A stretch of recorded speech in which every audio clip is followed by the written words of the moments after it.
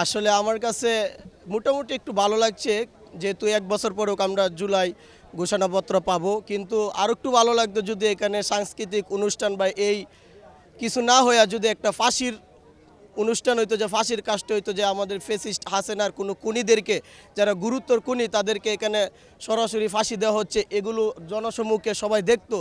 হাসিনা পালিয়েছে প্রায় 1 বছর। আমরা আসলে এই 5 আগস্টের পূর্বে প্রায় 35-36 জুলাই ভাই 37 দিয়ে আমরা আন্দোলন করেছি। আমরা আন্দোলনের পর আমাদের একটা উদ্দেশ্য ছিল ঘোষণাপত্র হবে। তো অনেক আকাঙ্ক্ষা, অনেক তারিখ দিয়েছে সরকার, কিন্তু ঘোষণাপত্র হয় নাই। আজকে আমাদের অনেক আকাঙ্ক্ষা, অনেক ইচ্ছা আমাদের ঘোষণাপত্র হবে। মূলত এই উদ্দেশ্যে আমি কুমিল্লা থেকে আসছি। দ্বিতীয়বার স্বাধীনতা অর্জন করেছি গত বছর জুলাই, তার 1 বছর পূর্তি আজকে উদযাপন করতে এসেছি। আশা করি সামনে আরো ভালো হবে।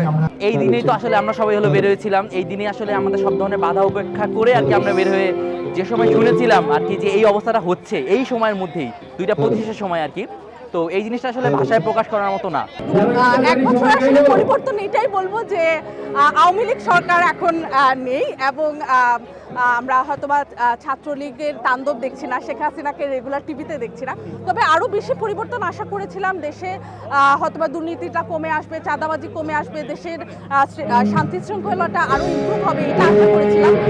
তবে আমার কাছে মনে হয় সময় আছে, হয়তোবা পরিবর্তন আসবে। আলহামদুলিল্লাহ, আজকে যেহেতু জুলাই ঘোষণাপত্র প্রকাশ করা হবে, জুলাই ঘোষণাপত্র যেহেতু আমাদেরকে দেওয়া হবে, এটা বৈষম্য বিরোধী ছাত্র আন্দোলন বলেন বা আমরা যারা আন্দোলনের সাথে সম্পৃক্ত ছিলাম, আমি মনে করি এটা বাংলাদেশের জনগণের একটা অধিকার, এই জুলাই ঘোষণাপত্রটি। ভালো লাগছে, আবার সন্তান হারানোর কষ্টটাও আছে, তাদের জন্য কষ্ট লাগছে। আমাদের 1400+ উপরে আমাদের তরুণ ভাই বোনেরা রক্ত দিয়েছে, তাদের এই রক্তের বিনিময়ে আমাদের এই নতুন বাংলাদেশ। আজকের এই সাংস্কৃতিক অনুষ্ঠান, যদি এই অনুষ্ঠানটা আরও পূর্ণতা পেত, যদি এখানে একটা ফাঁসির কাজটা হতো, যদি আমরা দেখতে পেতাম এই গণহত্যার পিছনে যারা দায়ী তাদেরকে যদি এখানে জনসম্মুখে তাদের ফাঁসি দিত, তাদের বিচার করত, আমার বিশ্বাস বাংলাদেশের যারা এই আন্দোলনের পক্ষে ছিল তারা সবাই আজকে আত্মতৃপ্তি নিয়ে এই উৎসবটা পালন করতে পারত।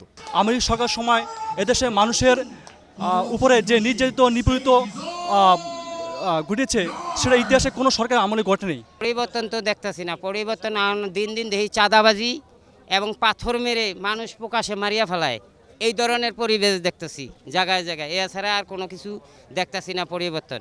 এই দেশে ফ্যাসিবাদ সরকারের শিকড় মাটির নিচে অনেক ডুব দিয়ে আছে, এগুলি ঝাঁকে ঝাঁকে ওঠে আর এই আকাম কুকাম করে।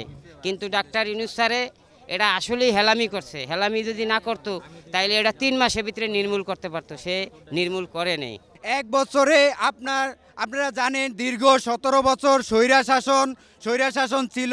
1 বছরে এই জঞ্জাল দূর করা সম্ভব নয়। জায়গায় জায়গায় উন্দুরের গর্তে স্বৈরাচারের দোসররা লুকিয়ে আছে, এখনো ওত পেতে আছে কখন সবল মারবে। প্রত্যেকটা জায়গায় এখনো তারা গর্তে লুকিয়ে আছে, তারা এখনো ওত পেতে আছে।